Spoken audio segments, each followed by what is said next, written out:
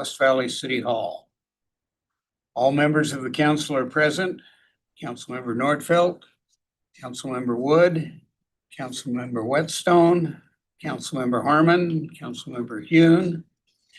Mayor Lang is joining us online. And I'm Mayor Pro Tem Don Christensen, and I'll be conducting the meeting this evening. We're also joined here by Efo Peely, our city manager, and Nicole Kamak, our city recorder. First item of business is to approve the minutes from October 28th. Move to approve. Second. It's moved and seconded. All in favor of approving those minutes, please say aye. Aye. Thank you. We have our regular meeting agenda that we need to look at. Regular city council meeting tonight and also the special redevelopment agency meeting tonight. We have a few items that have been added to both the regular meeting and the special RDA meeting. Would you or Nicole like to go through those, or do you want me to?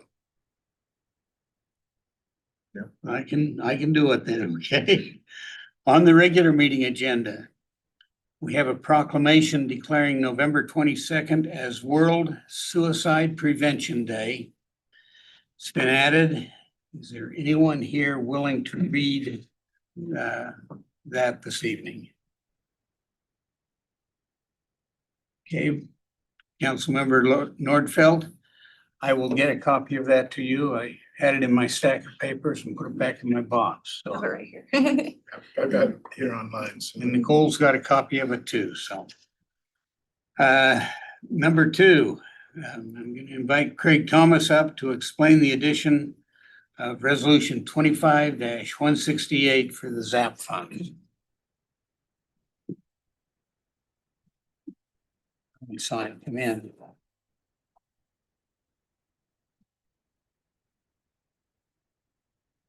Good evening, Mayor Pro Tem and Council. Craig Thomas, the CEC Director. It's that time of year again where we have been awarded a ZAP grant from Salt Lake County Zoo Arts and Parks. This year's allocation will be $95,000, I believe. This is a pretty awesome opportunity for us to support our programs at the Utah Cultural Celebration Center. The grant is fairly flexible, so it does allow us to use the grant monies for operations and to meet our revenue projections. It's just pretty much usual business for us with the ZAP grant. We're just happy that we are back in Good graces. we could say that too. Back in a good rotation with them, rebuilding our reputation with them as well. So we're very thankful for Salt Lake County and Zoo Arts and Parks. Any questions? And we will be acting on that on our agenda tonight. Yeah, my apologies. So ZAP has a very short turnaround time for us to get the contract signed and returned to them. They sent us the contract after your last meeting and it needs to be signed and returned to them by Thursday. So thank you. Thank you. Number three, we've added the resolution 25-169. That would be an open letter of reprimand for Councilmember Hune. Any questions on that?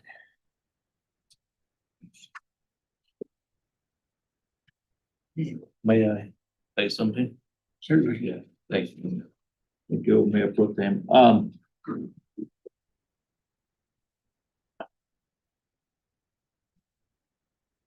If you had a good intention, you would ask me, hey, Tom,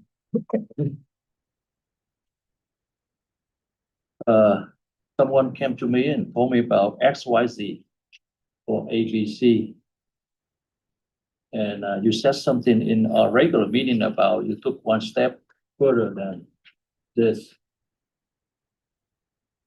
Can we have a closed door meeting? And I want to see a clear picture about this. But no, you didn't do that. You didn't do that. The mayor called me and said, I already have 4 votes.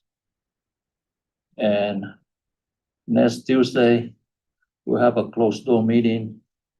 And we'll have Eric Bunderson, our city manager, will have a reprimand letter and also resolution for you. So basically, she made a decision for me.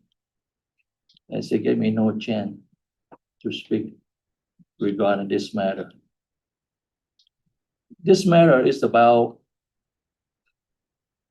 he says and she says. In a courtroom, a judge would listen to a plaintiff and a defendant, and he would make a decision afterwards. But here it seems like you don't care much about that. You just listen to your friend, and then because I'm an outsider person. So basically, insider versus outsider. I don't write. I don't have a pen name. I don't write any article. Yeah, in the past, you just look at the pen names, you match with articles, and that bingo. You don't have to have a closed door meeting or try to find out about this. To be honest with you, let's put A, B, C, and X, Y, Z on the side for a moment. Procedurally, you are dead wrong. You don't give me a chance to speak. This case is about he says and she says, and you took side for that. And the reason why I said, you are bullying me, and you are basically just discriminating against me because you didn't give me a chance to talk. Already set up, I walk in, everything is done. You took my right away from me.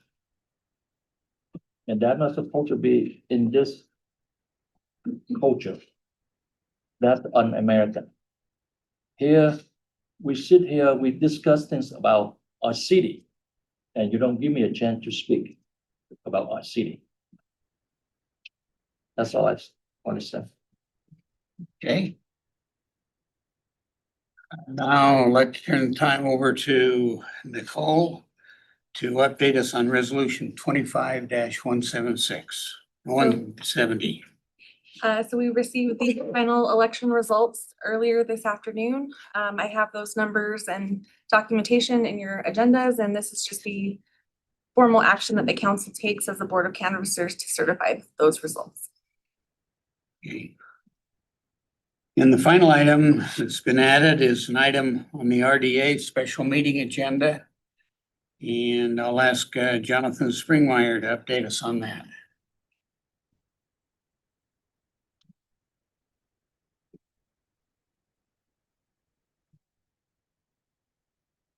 Thank you, Mayor Pro Tem and Council. Excuse me, I just was eating a mint. You were a little quicker than I thought.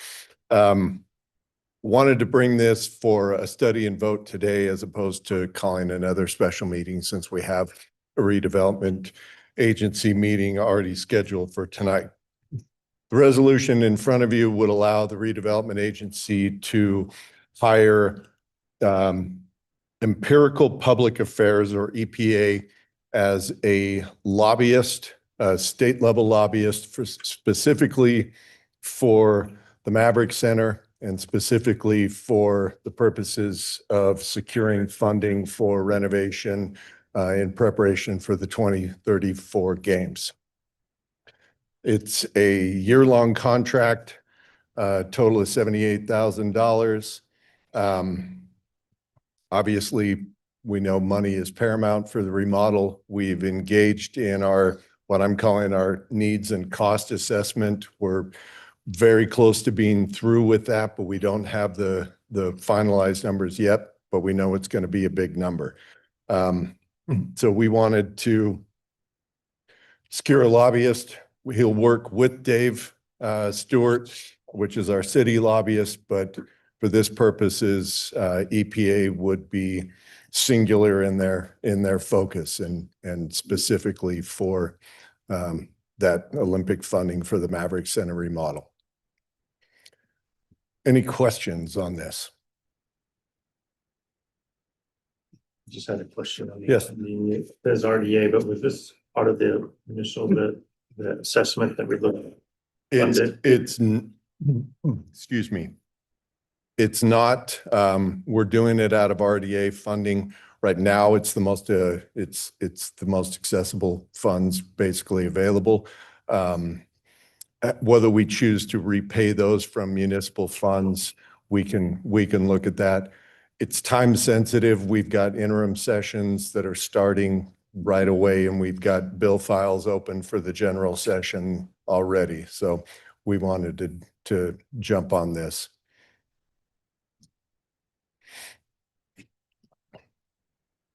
Any other questions?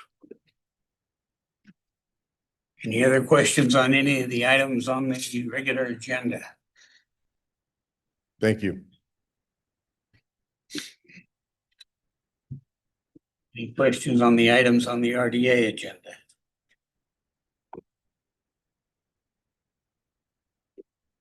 Okay, you're making it easy on me. Okay, we have awards, ceremonies, and proclamations scheduled for November 25th, which is next week. Proclamation recognizing and approving the West Valley City, Utah 250 Community Committee. Too many alliterations in there. Say it quickly. Is there a council member who would like to read this proclamation at the meeting next week? Do you know who the committee is? You're on the committee? Yeah, I volunteered. Yeah. Yeah. Do we know who's all gonna be on it yet? Yeah. Right. Would you like Greg to come up? Sure. After that? Over. Will that influence who will read the proclamation? Mark Nickerson's. Good evening again. So this is the first step to actually having the committee start meeting. We're trying to follow the state's kind of structure of how they would like to see us progress through organizing. The committee right now, we have a number of you that have volunteered. We also have Lauren with the city manager's office, a couple members of my team over at the Community Engagement and Culture Department, West Fest Committee, a member of Parks and Recreation, and a couple of other residents that we're still connecting with. Travis has also wanted to have a member of the youth city council on it as well to get a youth perspective. So we'll plan on meeting about once a month, talking about what we have planned, meeting the signature programs of the state, as well as what we would like to do as a city that is unique to us to participate in the program. Organizing the committee is the first step to applying for the $1,500 stipend that they allow from the state, as well as branding and identification with their program so that we would be under the same umbrella as the federal and state branding for Utah or for America 250. Okay. Any other questions? So Councilman Whetstone, are you still going? Okay. Okay, thank you. Public hearing scheduled for next week. We've got Resolution 25-171, authorizing the execution of a public approval certificate for Ensign Learning Center. Is there someone that's gonna be presenting on that? Jim. Jim will? Okay. Didn't put your name after the list here, Jim. Mayor Pro Tem, thank you very much. This is the opportunity for West Valley City to to approve a certificate of a TEFRA hearing, which is a tax equality and fiscal responsibility hearing that allows a learning education center in West Valley City to seek tax exempt bonding. So in this case, the federal law requires the hearing to be held in the jurisdiction where the learning institution is. They issue bonds that are tax exempt. The city has no obligation, not for reporting, not for payment, or anything other than to just be a place where they can hold the public hearing and go through the process of public notice. We were asked by Gilmore Bell, who's done many of our bond transactions, to help facilitate this. It is being executed through the Public Finance Authority in Wisconsin. Why they're going through that, they have great experience in issuing these tax exempt bonds and are working with the Ensign Academy, which is over on Decker Lake Lane. As soon as the public hearing is held next week, then the mayor will be asked to sign a certificate that we held the public hearing and met those obligations. The resolution authorizes the mayor to sign the certificate. And that's it. Questions? Okay, Mayor Pro Tem, I just have one question. The certificate states that the meeting was held November 25th with no comments. I'm assuming that would all be. That, if that changes, we can certainly. Oh, they won't change. Just read funny, like, well, it hasn't happened yet. Yeah, that's interesting. The resolution was actually prepared by Gilmore Bell, but it can be certainly modified if that is a different experience than what we have. Typically, nobody shows up for these, but you're right to that point. It does state something that hasn't occurred yet.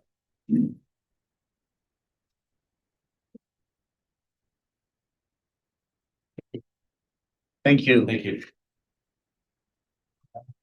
Second public hearing for next week is to accept public input regarding the adoption of the Utah Wildland Urban Interface Code.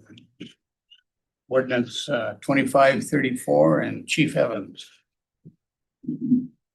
Good afternoon.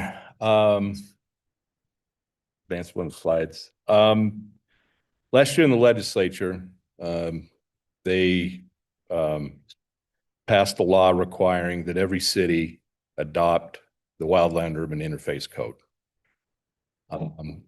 Part of this code is to deal with wildland fire incidents or areas that there's a possibility for wildland fire incidents. So the first step in this that the legislature has mandated is that every city adopt the 2006 Wildland Urban Interface Code. The next part of it is the law also created a way for the state through the counties to charge a fee for areas that are in wildland urban interface. What we have to do, the city's role, is we have to adopt a code. We do not have to administer any fees. We don't collect any fees. The one thing this does for us, if you go to the next one, is if there is a large fire in our city, a wildland fire, which will be minimal, we will not pay for any state or federal resources. The biggest one you can think of is if they did a water drop with a helicopter. That's about probably $15,000, $20,000. We don't pay for anything. The next thing this does is we have to, as a city, come up with a map, which will be coming back to you at a later time. This map will outline areas that are at an interface with wildland. Fortunately for us, we don't have that big of an area, but we do have some. At that point in time, once you adopt the map, which will be coming, then there will be an inspection of those properties, not by us. And then they will make sure that there's defensible space around the structures, things like that. Here again, there could be a fee. We have nothing to do with that. We don't set the fees. We don't collect the fees. This is what the legislature deemed for all the cities. We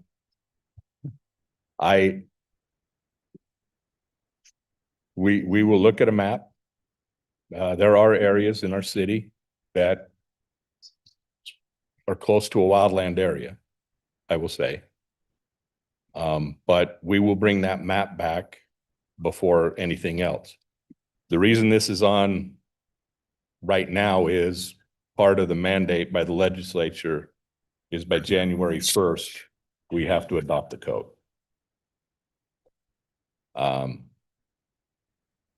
Fee structure, everything else, I don't even think they've determined that yet. But this is the first step. I'm willing to answer any questions. I have Chief Peters with me. He knows more about wildland than me. I know it's a lot of work when there's a fire in them, but that's my extent of them.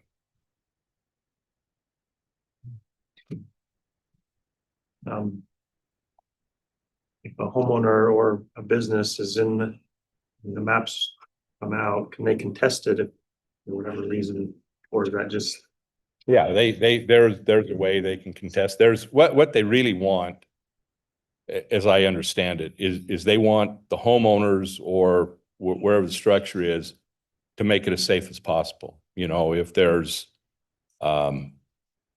overgrowth by them, stuff like that, take care of the surrounding areas so the fires don't spread. Right now, this code, I will tell you, if people build in these areas, they have to meet this code. Now, the code could have something with different roofs or different kinds of siding, things like that. That's what the code does. And then the code also talks about defensible spaces.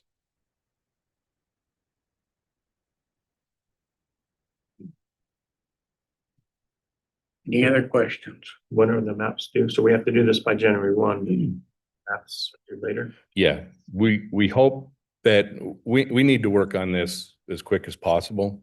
We're hoping the first part of January, we bring you the maps that what we can see, working with the state. The state has maps. I don't necessarily agree with their maps. So, you know, we'll do the maps for West Valley City and we'll submit them to the state. But here again, like the inspections and everything else, from what we've been told, the state has mandated the counties to do the inspections. If there's fees, they mandate the county to collect the fees and give it to the state. West Valley City will not do any fees, collect fees, or do the inspection.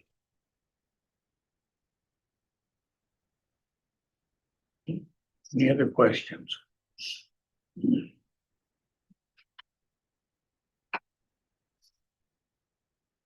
Sounds like you gave a good presentation.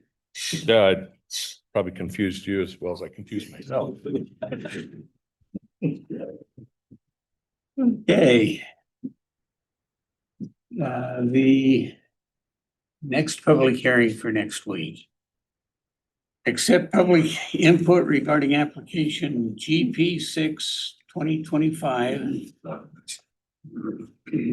filed by West Valley City requesting an adoption of a water use and preservation element as part of the city's general plan. That'll be ordinance 2535. And Mr. Pastorick.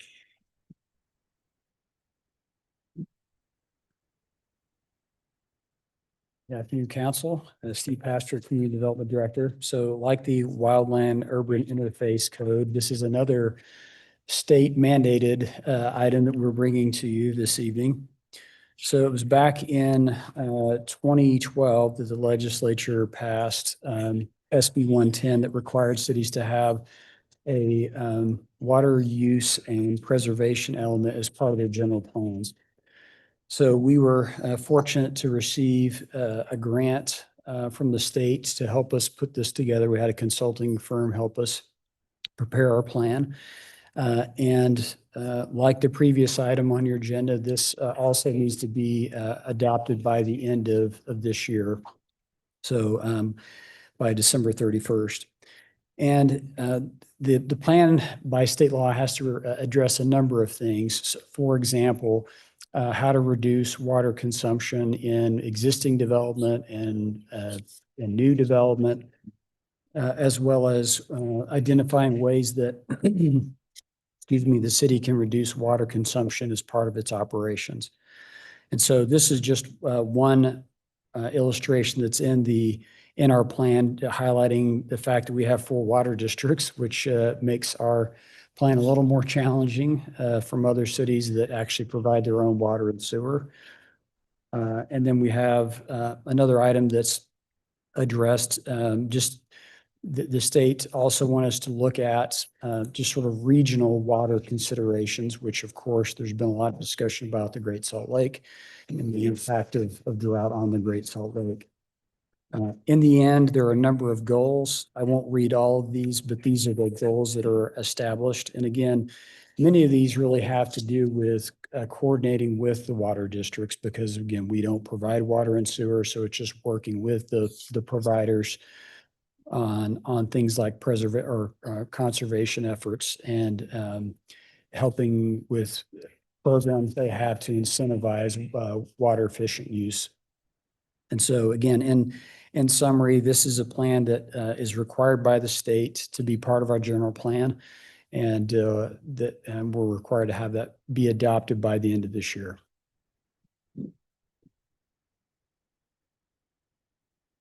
Any questions?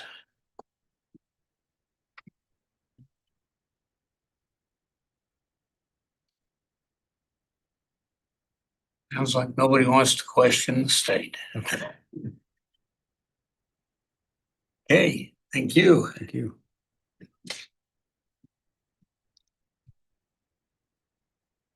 So that will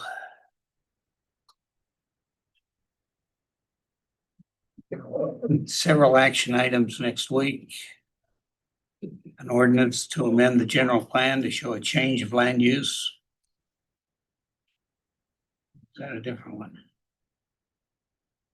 Yeah, this one's a different one. I'm trying to juggle 2 agendas here. Okay. Yeah, D now. And we're on D. Yeah, so that's GPZ 4, 2025. Your name was at the end of this one too. This is filed by Eloy Santana Perez, requesting a general plan change from rural residential to light manufacturing and a zone change from agriculture, minimum lot size 1 acre to manufacturing. So Steve, if you'd like to continue with that. Thank you, sir. So the location of the property here, 2720 south, 6750 west, it's just over 1 acre. Again, Mayor Pro Tem described that what's requested here. So an amendment to the general plan as well as the zoning. This is the property in question. So you can see it highlighted in red. So it's at the end of 6750 west. So just to provide some, to orient the council. So the property directly east is the city's parks maintenance facility. Then to the north, you have actually property that's owned by Magna Water District, where they have a water treatment facility there to the north. Then you have, excuse me, you have a residential property to the south and west of this property. So here's a close-up of that. So you have, there's a home on the property here and then a detached structure here. And then you can see, obviously, there's some semi-trucks and some other outbuildings along the property. And that's really the crux of the issue. So with the property zoned right now as agricultural, it does not allow for any kind of trucking or commercial vehicles or trucking. And then the property owner is requesting the zoning to be able to operate a trucking business at this location. Part of what sort of prompted this is that there were a couple of code enforcement citations on the property because there were commercial vehicles on the site. And so the applicant's making this request to try to legitimize that use that the zoning currently prohibits.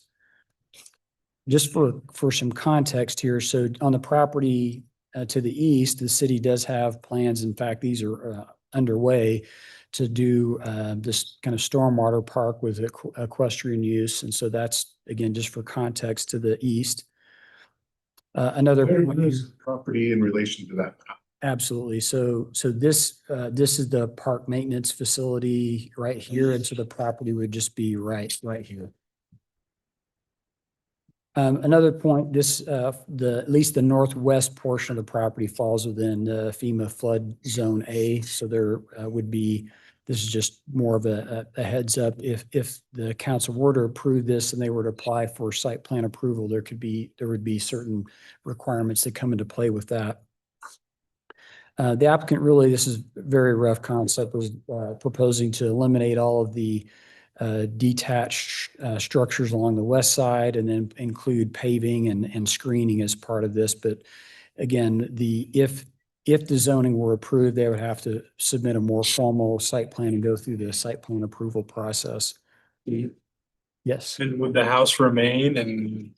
Yeah, that was the applicant's proposal, was to retain the home, continue to live there, and then allow the trucking business to be on the same property. So essentially what would happen is the home would become a non-conforming use.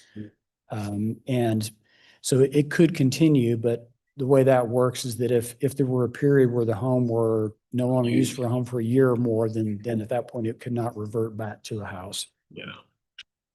We included this image just for context in that there've been a few properties along Parkway Boulevard. We've had similar challenges of, sort of commercial vehicles showing up, and code enforcement's been working on these. But part of the challenge here is you have some of these properties that are really deep and narrow, and they kind of slope down as you move north, so they're kind of hidden.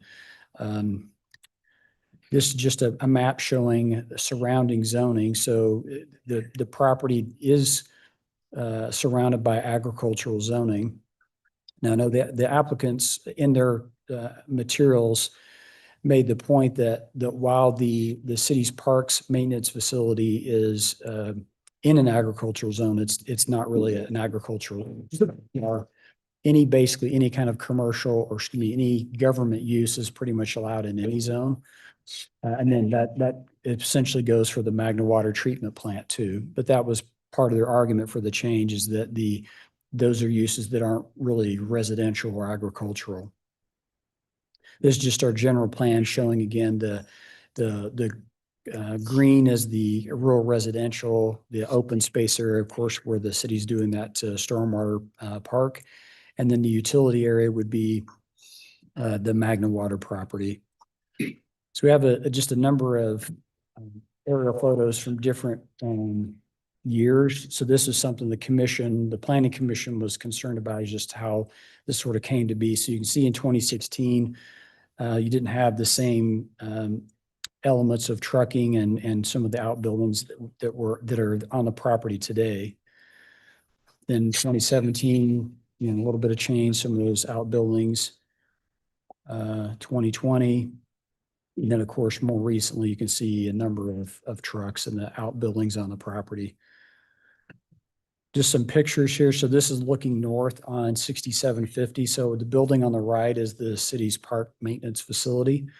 You can see on the left where the semi-trailers are is the property in question. Just moving a little bit further north on 6750. This is looking to the northwest of the property in question. Directly west of the property in question. A little bit further north, this is that detached building next to the house. The home on the property. This is looking more back toward the southwest. So basically where that semi truck is, there is about the north edge of the property. And I mentioned, again, we've had some challenges with some other properties. If you look there off to the right, you can see some other commercial vehicles that are actually on an adjoining property. That's another issue. Just another shot of the city's park maintenance facility, couple of those. This is more towards the north end of the site. So we have a fenced yard there where we have the trucks that are stored. And then looking back to the south. And then this is a view back toward the Magna Water Treatment Facility to the north. So I think it's important to note that the Planning Commission did recommend denial of this application. At the time when this was being discussed, there was discussion about having potentially a development agreement with restrictions if this would be rezoned, but in the end, the Planning Commission recommended denial, and I think just ultimately felt like this wasn't the right place for a trucking business.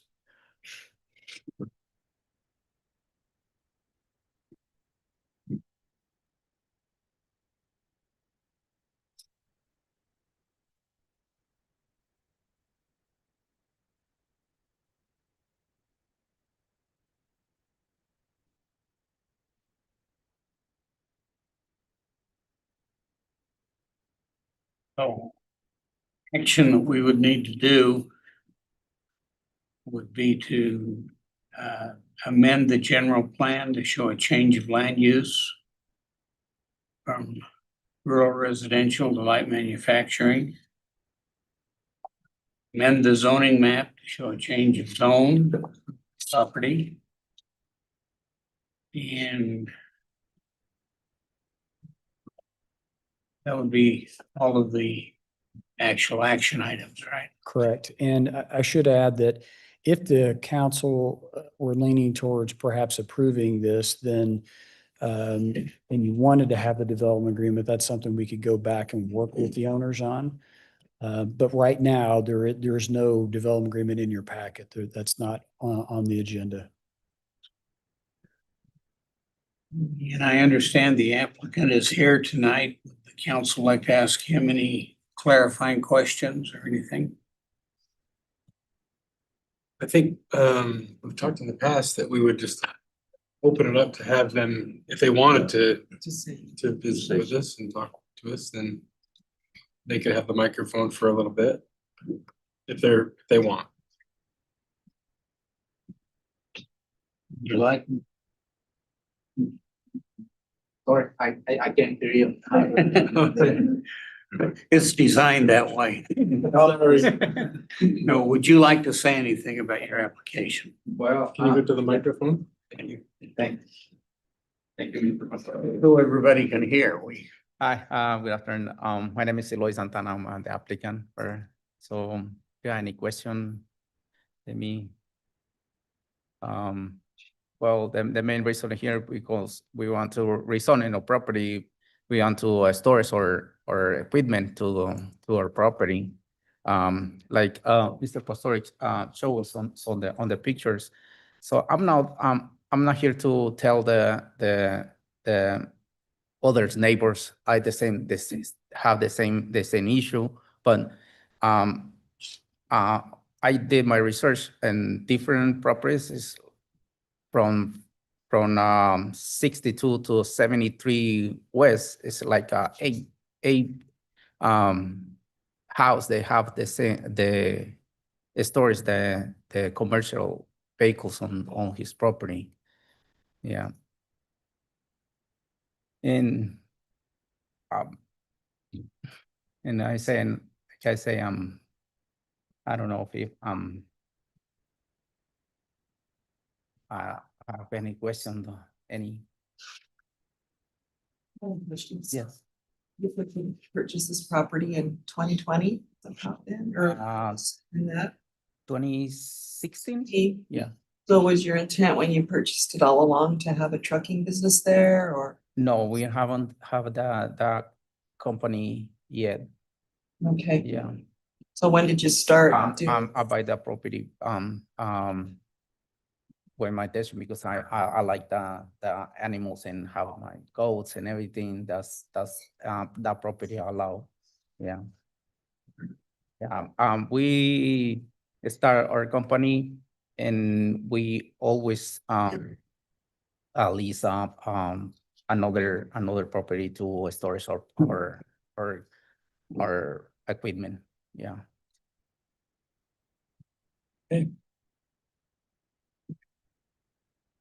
Any other questions? Thank you. Thank Thank you you so for much. coming and sitting through our meeting. Any questions for Steve? Okay. We'll move on to our resolutions for next week. 25-172.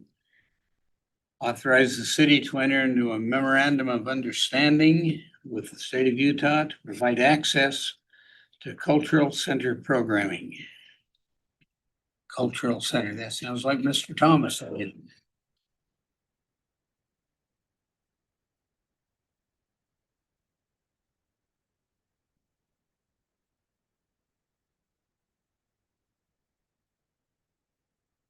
Good evening again.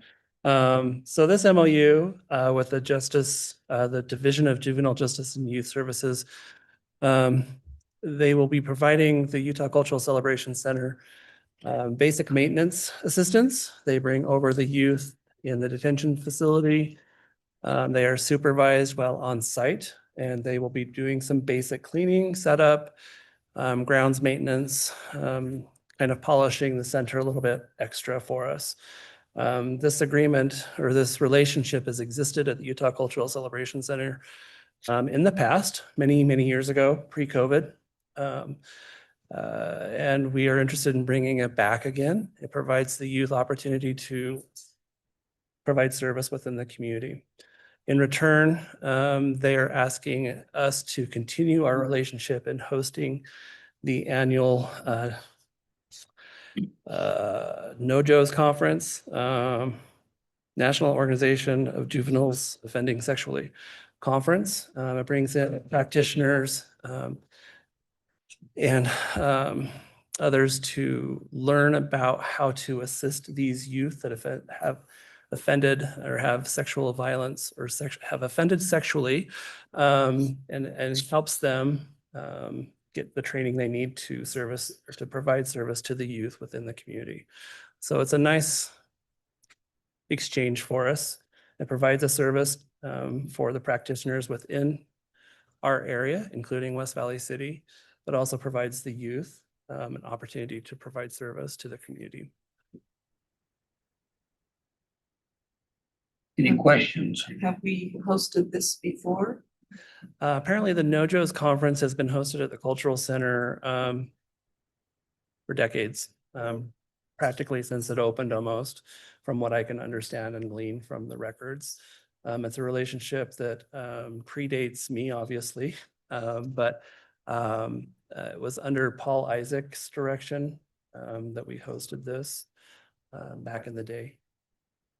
But how it turned out right now compared with in the past? For the conference? Yeah. It's a very private conference. They do their best to keep, because it's sensitive information, we close the doors, they're in behind doors, but they have usually 200 to 300 attendees at the conference. The youth will be working at the Cultural Center once a week. I don't know if I mentioned that. So once a week, they'll be providing the service for us. And they usually bring over about 8 to 12 youth, and they are supervised. So we don't have any concerns over the youth being there. It actually is a nice exchange. It gives them opportunity to be exposed to the Cultural Center programming, the exhibits, other activities that are taking place at the Cultural Center as well. So it's a healthy environment for them. The MOU mentions that the supervision is by the JJYS. Correct. But I didn't see anything in case if they're injured, who's liable if there's an injury while working in the city. So they would be considered volunteers for the Utah Cultural Celebration Center. So they would be under the city umbrella, treated as any other volunteer that volunteers for the city.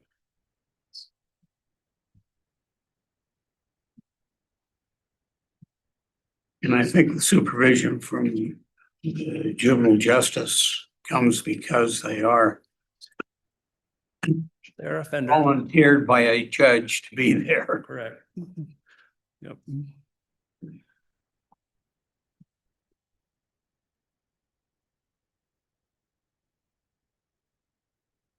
Any other questions?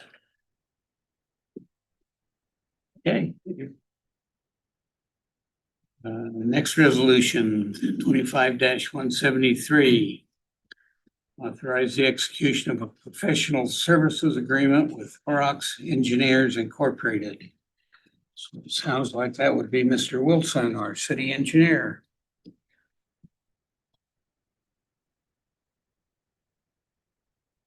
Good evening, council. This resolution is to do a professional services agreement with Horrocks Engineers. The purpose of that agreement is to perform the structural design of a box culvert that is needed over the Ryder Canal.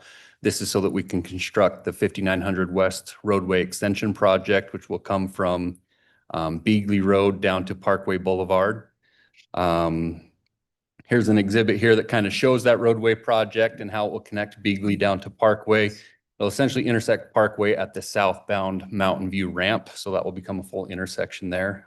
So the trucks can get on Mountain View at that location. You'll also notice that we have a stub out to the west that will wrap around eventually when development happens there, which is planned, so that we can get traffic around Wallace Stegner and out onto a signalized intersection to help with some of the traffic problems that we've seen out there. But engineering in-house will be designing this project with the exception of the structural design on that box culvert. And again, the purpose of this agreement is to hire Horrocks to help us with the structural design of that culvert.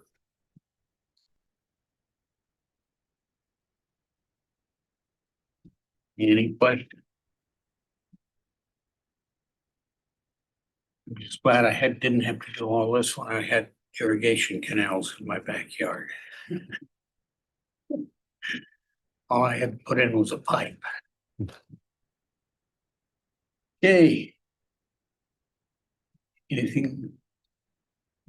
Next, Kobe will stay up there and talk about approving a federal aid agreement between the city and the Utah Department of Transportation for improvements on 7200 West. Yes, so our 7200 West reconstruction project, this has been planned for quite some time now. This is from 3500 South down to 4100 South. We've been working with Magna since 2020, applying for different types of funding for this project to get it funded. We have been successful 3 different times with Wasatch Front in getting surface transportation program funds allocated to this project. The problem is with the price tag on this project, it doesn't really come in one round of funding. So we've had to apply for multiple rounds of funding. The purpose of this federal aid agreement is so that we can move forward with hiring a design consultant and access the federal funds. We just completed our environmental document. Once we complete the environmental document, that allows us to move forward with the execution of this agreement and access the federal funding, which is used to hire the design consultant to move forward with the design. Because this project is shared with Magno, that's why we're not doing the design in-house. We'll hire a consultant to do the design.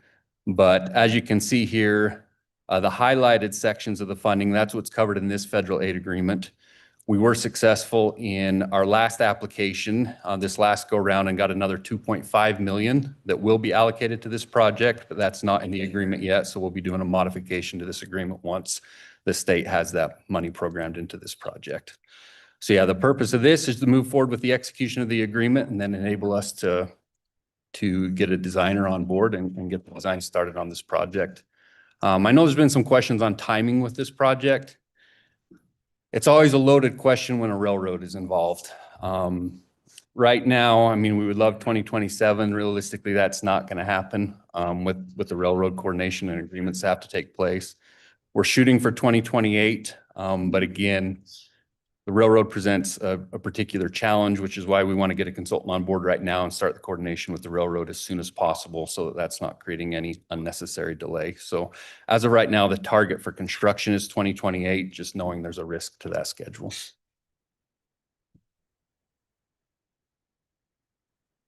Any questions?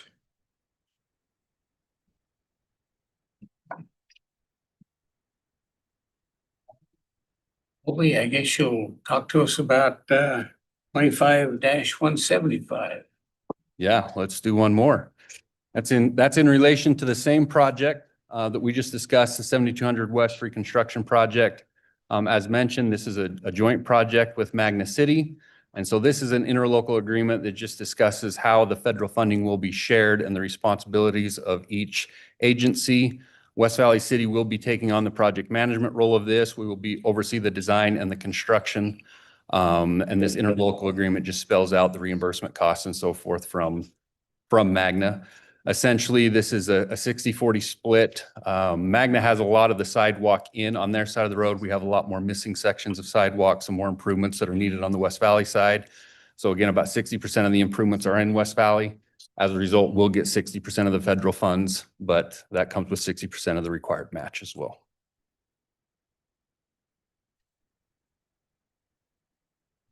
Questions?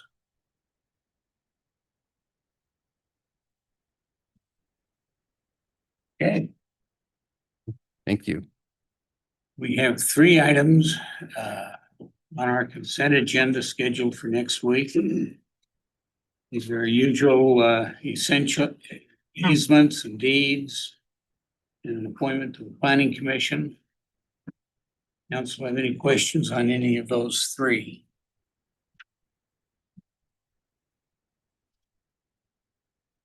Man, you're quiet tonight. Would the council like to add any or all of the 4 resolutions to the consent agenda for next week's regular meeting? I'd be fine with that. Yes. So 4, Tom? Okay, thanks, Adam. All right. That makes sense. Communications, Convention and Tourism Assessment Area update. Okay, you're gonna have to help me with names here. Absolutely. My name is Krista Perry. Yep. And I have some others who are going to join me as well, but we just wanted to come before the city council and give you guys an update on a convention tourism area assessment. This was something that was adopted 2 years ago. So just a little background on this. So I work with Visit Salt Lake. We are the administrators of the program. This was a assessment fee that the hoteliers asked for and said, we want to place this on our hotels. And so this was approved 2 years ago. But as we just look at the visitor economy, for those of you who aren't familiar with Visit Salt Lake, I call us the Chamber of Commerce for the visitor economy. So we're the chamber for the visitor economy. We help to bring tourism and visitors into our hotels, and then we help them to spend money throughout West Valley City. But just a snapshot of the visitor economy here in West Valley. So there are 16 hotels that have approximately 1,500 hotel rooms. On average, 74% of those rooms are occupied at a rate of $111 a night. Last year, West Valley City hotels generated approximately $40 million in room revenue, and visitors were responsible for 18% of all spending in West Valley. So that's food and beverage, retail, entertainment, et cetera. So the visitor economy is very important to us here in Salt Lake County, as well as in the cities. So 2 years ago, we came before the city council with the hoteliers. So this was a hotel-led initiative. It was approved by the city council. I want to say it was in October of 2023. And what this did is it placed a 2% assessment fee. So this was not a tax, it's an assessment fee that was placed on the hotels. And all of that revenue goes into tourism development. So that money goes into a fund that is taken by Salt Lake County, so they get remitted to Salt Lake County, and then we put those into tourism initiatives. There are 3 districts across Salt Lake County, so I'll show you the map. West Valley City and Kearns is what we call our West District, and these funds are used to increase demand and increase hotel room revenue. So this is this is the map. So you can see the 3 different districts. As I mentioned, we have West Valley, City, and Kearns. The interesting thing about Kearns is that Kearns does not have any hotels, but they do have some really great venues. They have the Olympic Oval, where we can program some sporting events that our Chief Sports Officer, Clay Partain, will talk about. And the greatest part about Kearns is that we use the hotels that are in West Valley City as places for people to stay when they come in and attend those events. So on our West Committee, we have 3 hoteliers. So again, these committees are led by the hoteliers for the hoteliers. We have Dave DeYoung and Byron. They represent McCall Management. They're the ones who run the Crystal Inn in the Maverick Center parking lot. We have Diane Janke, who's here, who will speak to you later tonight. She is the Director of Sales and Marketing at the Embassy Suites, West Valley City, just across the street. And we have Gary Gregg, who works for Safari Hospitality, and they operate the Holiday Inn as well as the Staybridge Suites. Oh, and then we also have ex officio members. I want to give a call out to Jonathan Springmeyer back there in the room. He sits on these committees, as well as we have somebody from the Utah Olympic Oval, and then also Barbara Riddle from Chamber West. And we hold lots of meetings, much like you guys. You guys sit in lots of meetings. We host meetings every single month. I think last year I sat in 58 meetings because, again, this is truly run by the hotels, and we bring everything to them. So as we look at how our CTA funds invested, so in 2024, the budget was 7.8 million. In 2025, it was 8.3 million. And really, as we look at things, we look at district-wide development. So that is, how do we bring awareness to West Valley City? How do we help to elevate the brand and the awareness? So that's one bucket. The second bucket, which we're going to talk a lot about today with you, is our community sales and regional incentives. So that is, how do we help to incentivize groups, and how do we help to make improvements within the different districts to help attract visitors, as well as increase the resident quality life. And then we have a major event impact. This is a contingency fund and impact for, as we look towards big events like the Olympics, how do we create funds that, as we think towards things of what we'll need to do for those events, it gives us opportunity to be able to bring in a lot of people for those. And then we have an administrative operations budget for administrating that, both to Salt Lake County as well as to Visit Salt Lake. So as we think about the district-wide development, so this is really elevating our profile and our awareness. How do we help to ensure that people know who we are? An interesting survey is when we survey people around the nation of understanding who Salt Lake County is, 63% of people are actually unaware. They really don't have much awareness. I grew up in Denver. I always say this place is so much better than Denver. But how do we help to bring awareness so that way people, when they're choosing to go take a vacation, they'll come stay in our hotels over here. So this is kind of what this bucket does. One of the cool things that we're doing, that you'll see Nutcracker at the Utah Cultural Celebration Center. We do this Winter Wonderland campaign where we showcase all of these incredible things that happen in and around West Valley City and in and around Salt Lake County. And we lead people on treasure hunts that's open to everything, and they can go find Nutcrackers.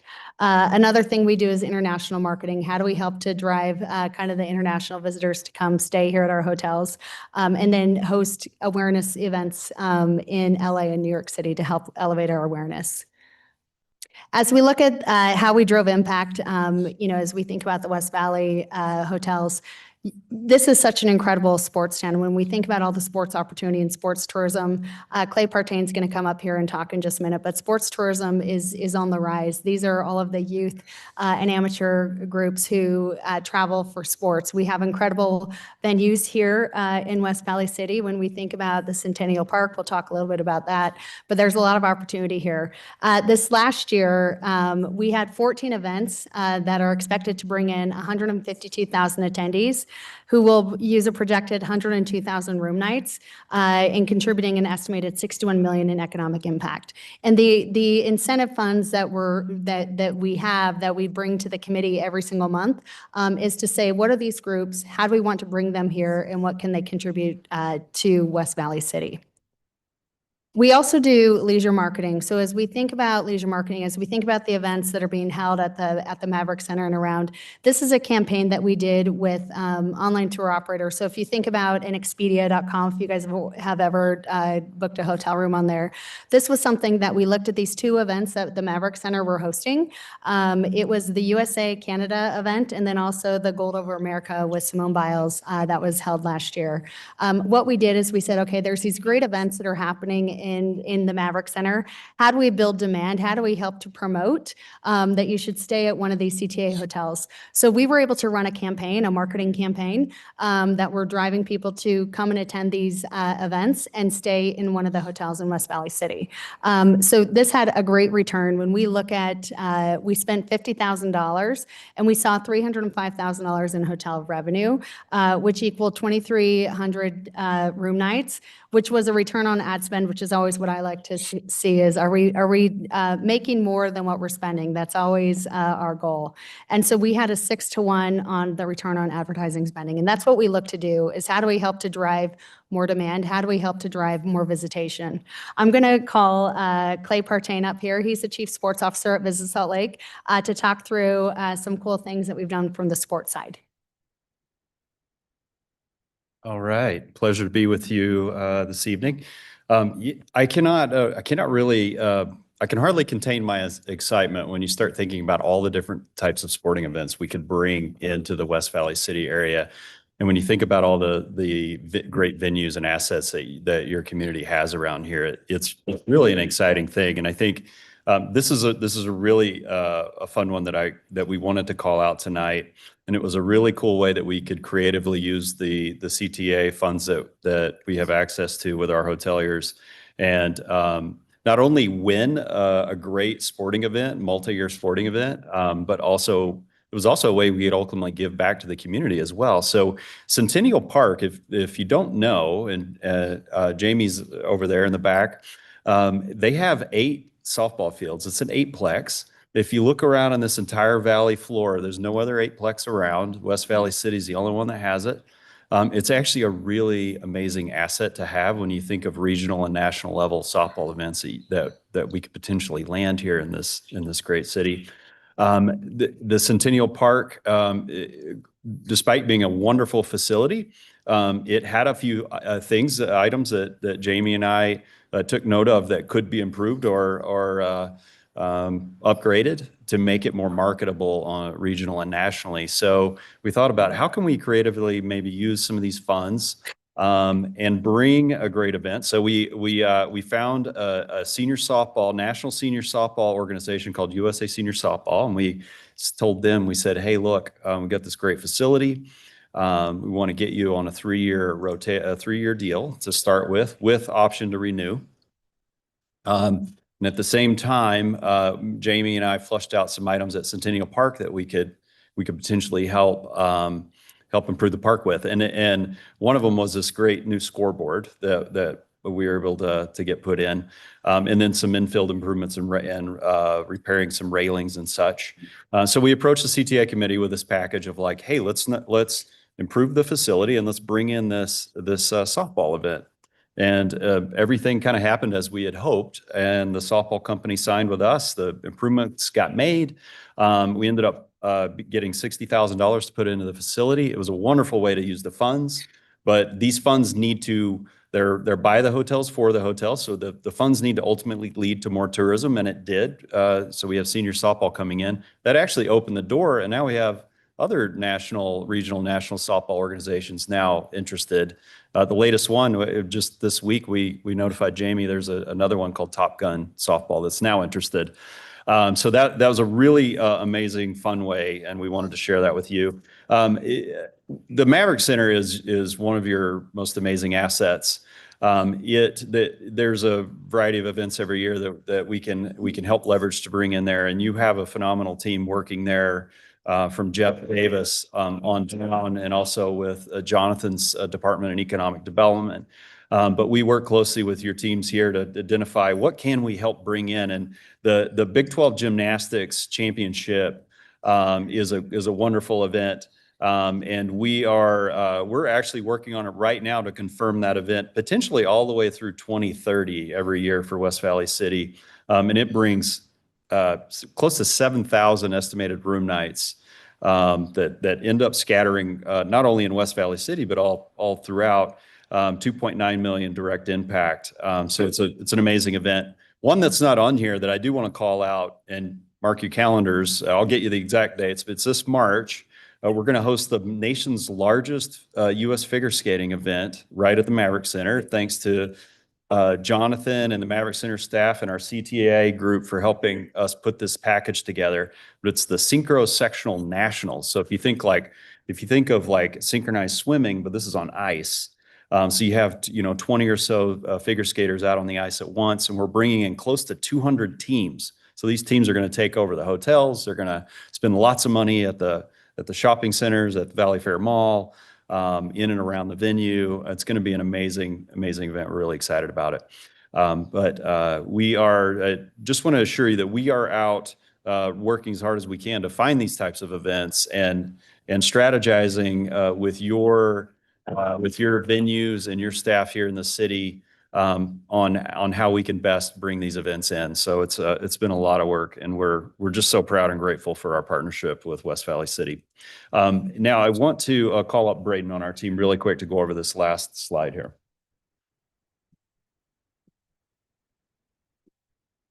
Good afternoon, everyone. My name is Braden O'Brien, the Director of Finance at Visit Salt Lake. Work very closely with our team and the hoteliers that are part of the Convention and Tourism Assessment Area, specifically to monitor the performance of the hotels that are participating in this district.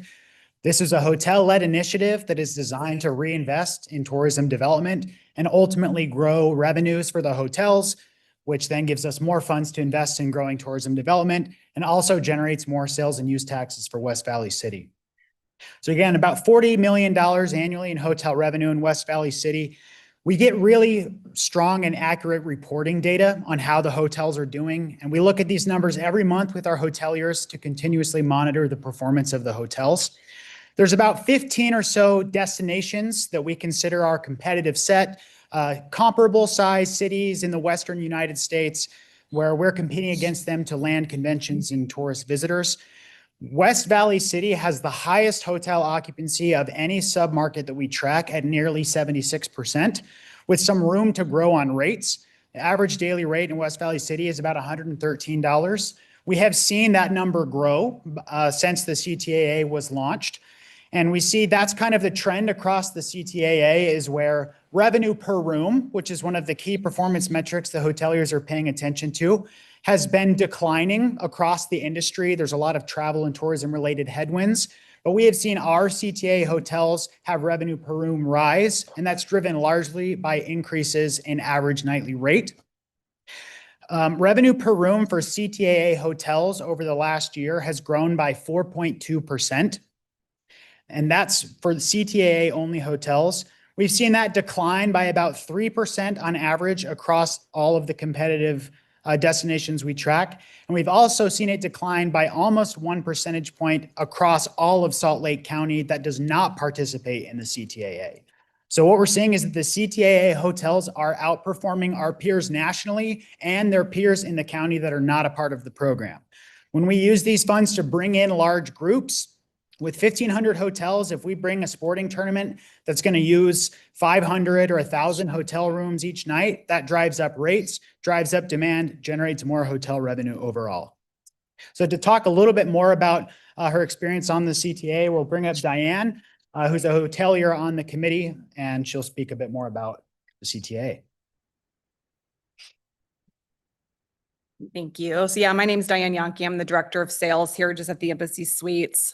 They saved the best for last being a hotelier, because I can say wholeheartedly that the CTAA funds are a great thing to have as a hotel.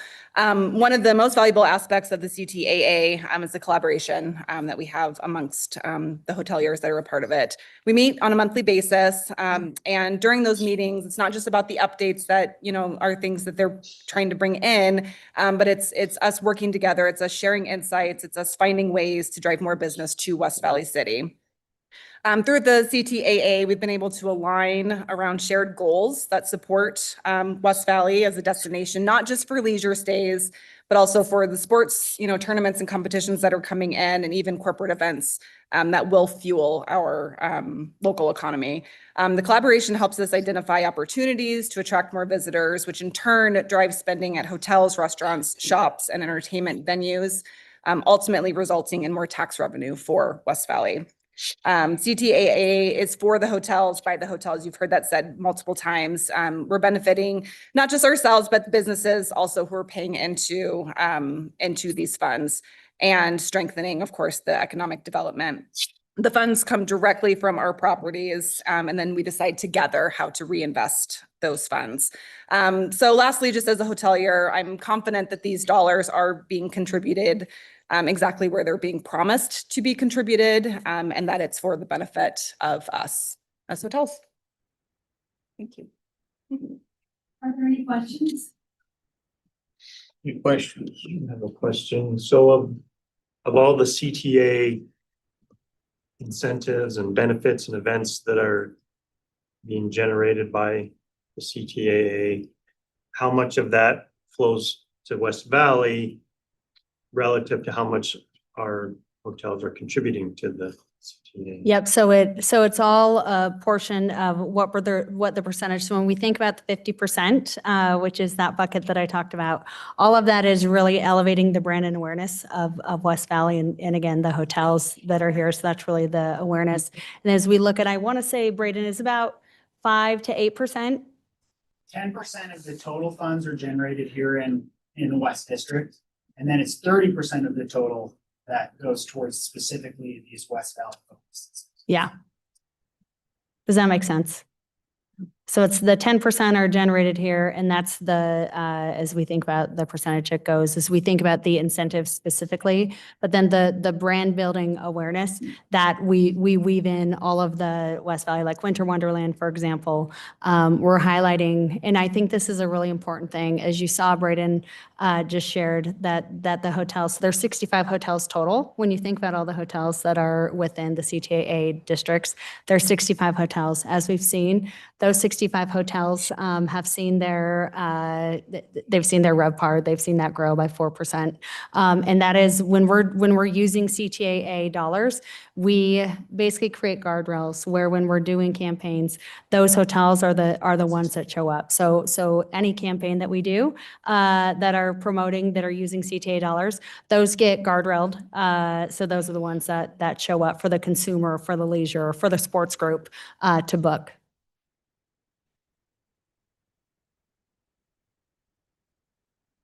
Any other questions? Okay, thank you guys so much. We really appreciate it.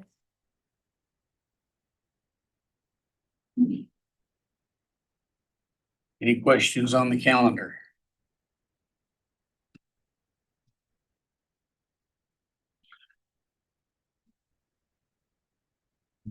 Potential future agenda item.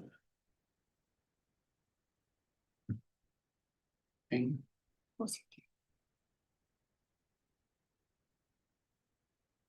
Anybody else can say anything? I've got a couple that I'd like to put back on the potential future agenda items. One is last meeting we had here, they had some questions when we started there, when the buildings we were purchasing were built and dedicated and things like that. And I looked in my books at home and called them up the next day and said, they're in these 2 books in the library. And he said, I'm staring right at them.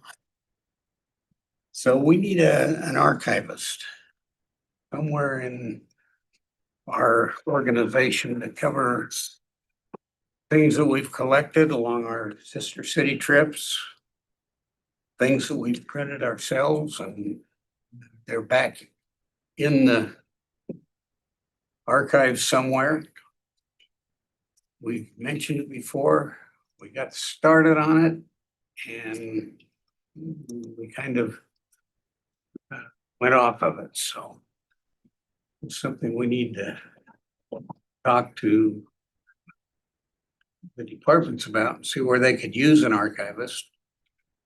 And see if we have a real need for one. I know we've probably got a lot of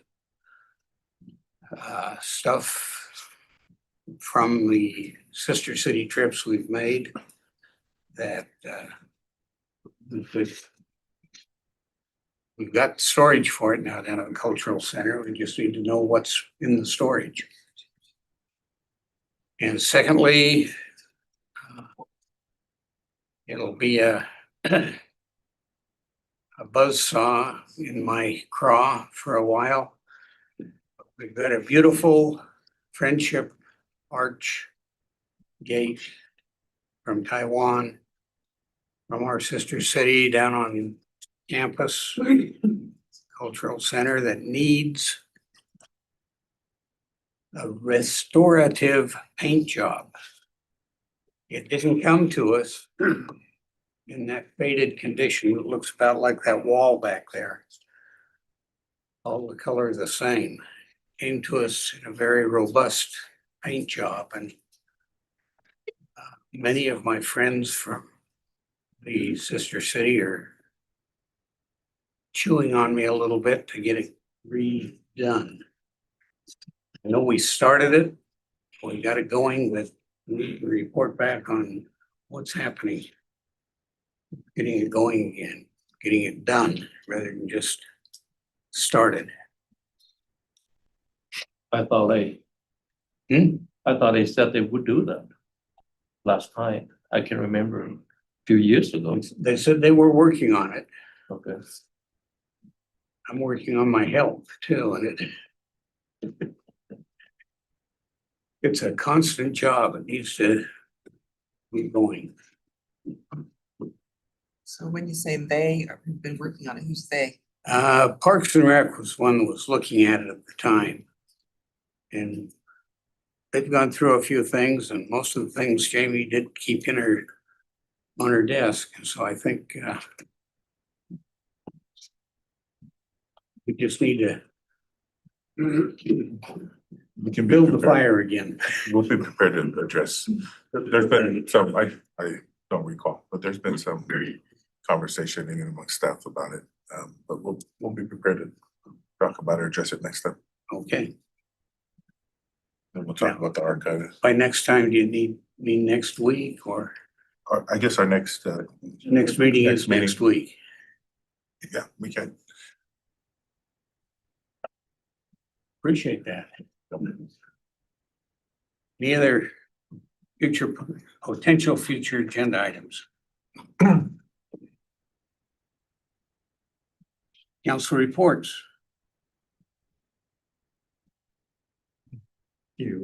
I'll rapid fire. Okay. I'll be ready to duck. So, back the end of October with Cindy, we attended the Heather on Parkway. Open house. On 6105 and Parkway Boulevard for 55 and older. It's really nice community. It almost makes me wish I was older, but I'm not quite older. They said they let a few in though. Oh, really? Yeah. It was in my district, so like It's in his district, he can live, I couldn't live there. You can send your dad to it. yeah, visit him. Yeah. Actually, my mother was looking. Okay. On November 6th, I attended a City Strong Foundation meeting featuring economist Dr. Raj Chetty. And he and Governor Cox spoke about some national research that shows that Utah has historically led the country in upward mobility. However, when you zoom in on the neighborhood level, there's places like in West Valley that show lower opportunity compared to nearby areas. And so the main focus of the meeting was talking about the benefits of my hometown and what it's doing to level that with the rest of the state. It was really fascinating. I have a lot more here and I got some flyers that didn't get a ton, but then, you know, they showed heat maps where upward mobility in different areas of the country. And then when you drill down into certain neighborhoods, it's not as fluent. Of course, November 3rd was the Longhorn Steakhouse steak cutting. And every time I drive by, there's a line, people waiting to get inside, so We need a second one? we need a second one. Okay, Got it. Event, attended the Veterans Day celebration at APA, which was great. It is every year. And then, of course, on Veterans Day, the flag raising ceremony and the Veterans Day dinner was amazing. November 13th, I attended the Chamber West Annual Fall Conference, and Robert Spendlove spoke about economic shifts happening in the state and on the west side. And our own Jonathan Springmeyer participated on a panel discussing the business activities in Chamber's footprint.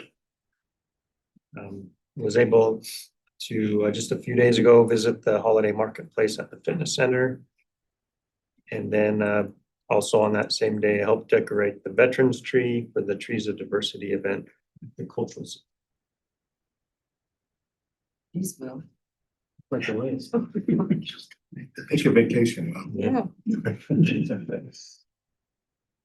So I was invited, Jonathan and I went to a groundbreaking, 5400 South Commerce Center.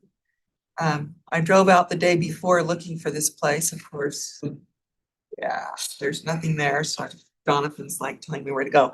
So basically I was out on a construction site with Jonathan. We had shovels, hard hats, vests. Gonna be 3 large industrial buildings. They expect them to be completed within a year, gonna provide jobs while they're building them and provide jobs after. And I think it will just be a really good catalyst for the rest of that area to get things out there. And it was a lot of fun. I was glad that I went. And then I attended the Veterans Day events as well. Those were all great. I really appreciate the veterans that were there and participated in all of that. It was good. Not as long as lift his will. any others?